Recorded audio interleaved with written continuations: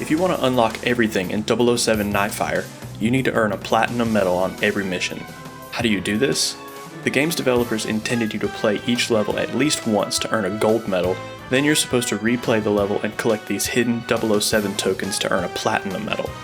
This is how it worked in the previous game, Agent Under Fire, but as you might guess, Nightfire does things differently. Behind the scenes, it doesn't work quite like the instruction manual says. The only actual requirement for a platinum medal is 1 million points. That means you technically don't need these 007 tokens, and you could, potentially, earn a platinum medal without getting a gold medal first. Why does this matter?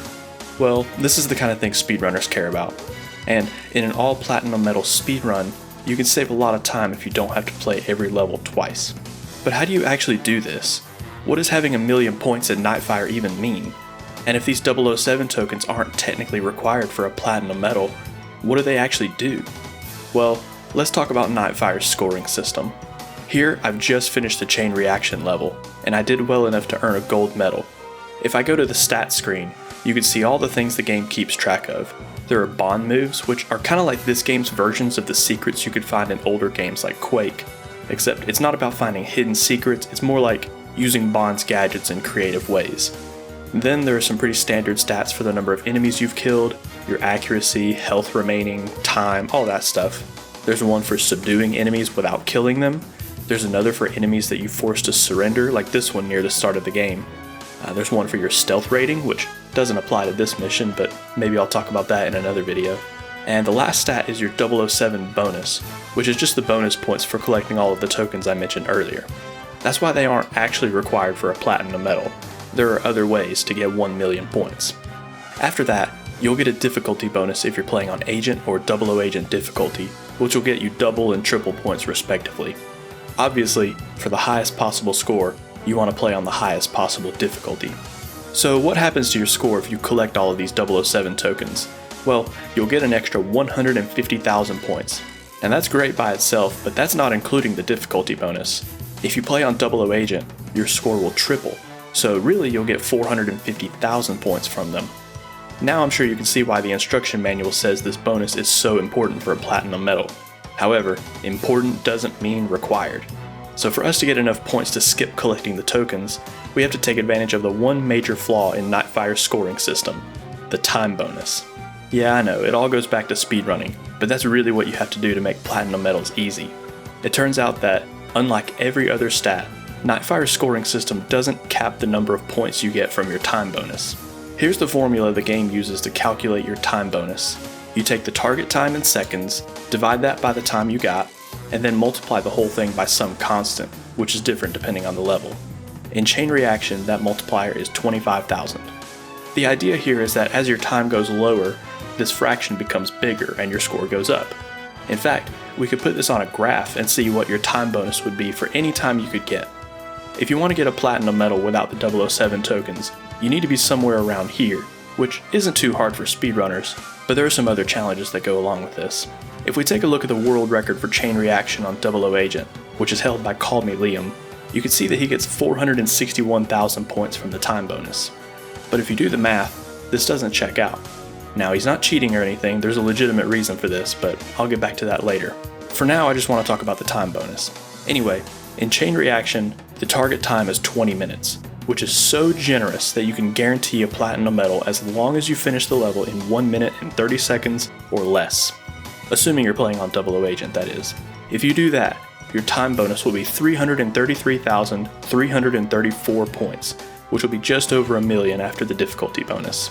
Just a quick side note, but I think it's interesting that the score rounds up to 333,334. If you do the math, 90 seconds should get you 333,333.333 repeating. If the developers wanted to round that to the nearest whole number, it would have rounded down, which, when multiplied by 3, would be just shy of 1 million points. Now, I'm not complaining or anything, but I'm just surprised they chose to always round up. Anyway, if 90 seconds is too fast to finish chain reaction, you can make it a little easier by finishing with perfect accuracy. If you have 100% accuracy, you'll get an additional 100,000 points before the difficulty bonus. Even if all of your other stats are 0, You'll only need to finish the level in 2 minutes and 8 seconds to earn a platinum medal. Now that might still be pretty fast for most people, but keep in mind that's assuming that all of your other stats are 0, which they probably won't be. In reality, you're going to get some more bonus points for having some health remaining. It's technically possible to finish a level with 0 health if you die at the exact same time the mission completes, but that's pretty unlikely. Alright, question time.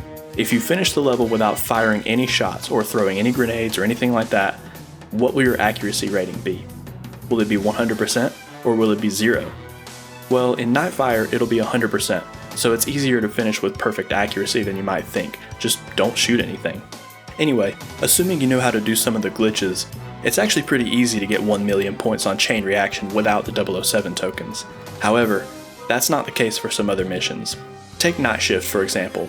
If we look at Verif's 141 world record, we can see the target time is 4:30, and his 141 speedrun would get a time bonus of almost 134,000 points.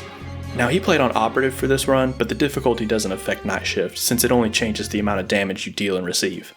There are some small differences in some other levels, but not this one. Anyway, 133,000 points is not enough to guarantee a platinum medal by itself, even if you include the difficulty bonus, so you have to make sure your other stats are good too. In Liam's full game all platinum medal speedrun, he gets just over 1 million points with the following stats. He doesn't actually show the stat screen in the video since you can see the final score and the platinum medal, but it's easy enough to figure them out from watching the video, and everything checks out. With these stats in mind, you can see how important it is to complete a mission with good accuracy and with a lot of health remaining. Those two stats add 300,000 points to his score after the difficulty bonus. Plus, he gets another 300,000 points from doing the 2 bond moves and killing all the enemies at the end of the mission. As a bonus, these take barely any time to do since you can pick up the rocket launcher on Mayhew's desk near the end of the mission. That basically guarantees good accuracy, and the body armor he picked up earlier guarantees that he would have 100% health remaining. That means he can take a few extra seconds to maximize as many stats as possible, basically guaranteeing a platinum medal without the 007 tokens. Well, I say it's guaranteed, but what I really mean is that it's something you can do with practice. But by far the hardest level to skip the 007 tokens on is the Exchange. This is because you don't get a crazy amount of points for the time bonus, even for a world record time. Also, the stealth rating only gives you 25,000 points instead of the 50,000 it gives on Night Shift. In this level, assuming every stat is absolutely perfect, you would need to finish with a time of 351 or lower if you want a platinum medal. Considering the world record on the Exchange is 211 on Operative, that sounds like a piece of cake. But getting perfect stats takes a lot of extra time. You have to get the 2 bond moves, which you don't have to go super far out of the way to get, but it does take some extra time. Then you have to kill most of the enemies, though you can get away with leaving a few behind. You have to force 3 of them to surrender, you have to knock out 3 more, all while maintaining perfect accuracy and health. Plus, you have to do all of that on 00 Agent, while taking no more than 1.5 minutes longer than the world record speedrun, which was done on a lower difficulty. If that's not bad enough, speedruns of the individual levels are allowed to use the weapon and gadget upgrades you unlock later in the game, but a full game speedrun always starts from scratch. In the Exchange, this costs a few seconds because you don't have the upgraded laser, which melts open this safe a little bit faster. To this day, only a few people have managed to get a platinum medal on the Exchange without the 007 tokens. That means that in an all platinum medal speedrun, you could potentially save a few minutes from not having to play the Exchange twice. In Liam's world record, he plays the level once to get a gold medal, then once again with the tokens to get enough points for a platinum. Actually, the Exchange isn't the only level like this. Nightfire has plenty of auto-scroller missions that you just can't save enough time on to get a crazy time bonus. Don't get me wrong, speedrunners have found some pretty creative strategies to save time in auto-scrollers, but none of that comes close to saving enough time for a platinum medal without the bonus. Plus, there's also Equinox, which is almost entirely scripted. Besides the beginning of the level where you have to kill the first 2 enemies before Drake finishes his monologue, there's no way to speed any of this up. All that matters is that you shoot Drake as soon as he spawns, so Equinox is effectively an auto-scroller even if it doesn't look like it. So, out of all the levels in the game, these are the ones you can skip the 007 tokens on. For the others, they just aren't possible because you can't go fast enough to take advantage of Nightfire's infinite time bonus. Also, while the Exchange is possible, the world record speedrun just doesn't go for it yet. Now, Liam's run is already pretty incredible because of how challenging this category is, but this really shows how difficult it would be to get a perfect run. You'd have to do everything he does and then add even more crazy stuff on top of that without losing time anywhere else. Now, earlier I mentioned that Liam's time bonus on chain reaction didn't add up. Like I said, he's not cheating or anything, it just comes down to a flaw with the way the in-game timer is displayed on the results screen. Unfortunately, the time on the results screen is rounded to the nearest full second. Now, I don't mean that it shows the full second without decimals, well, it does do that, but what I mean is that it'll round up or down to the nearest second, which is a big no-no in speedrunning. That would be like taking Usain Bolt's 9.58 in the 100-meter dash and rounding that up to 10 seconds. If that were the case, he would need to get a 9.49 or lower for it to be rounded down to 9. Well, that's the reality of Nightfire speedruns. Honestly, it's not that big of a deal since the timer doesn't have decimal places anyway. It just means that the times people get are offset by half a second. See, in most games like GoldenEye for example, the timer counts to the full second, and their speedrun leaderboards are tracked using that timer. So if you want to get a world record on Dam, the first level in the game, you need to finish a run that's anywhere between 52.0 and 52.99. If this were Nightfire and you wanted to get a 52-second run, you'd have to finish the level anywhere between 51.5 and 52.49. Anything in that range is going to round up or down to 52. That time range is still 1 second, it's just offset by half a second. Technically, none of this really matters for high scores since the rounding only affects the way the number is displayed on the results screen. The actual calculation for your score is done using the real time without that rounding.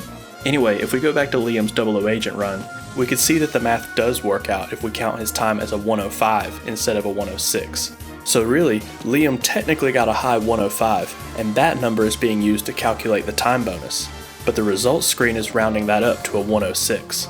I know that sounds bad, but like I said, it's really not that big of a deal, and the timer works the same for everybody. In fact, I'd say it's actually a good thing because we can use the score to tell if the decimal is high or low. Since Liam's run is technically a high 105, I know he needs to save less than half a second for this to be under a 105.5, which would then round down to a 105 flat.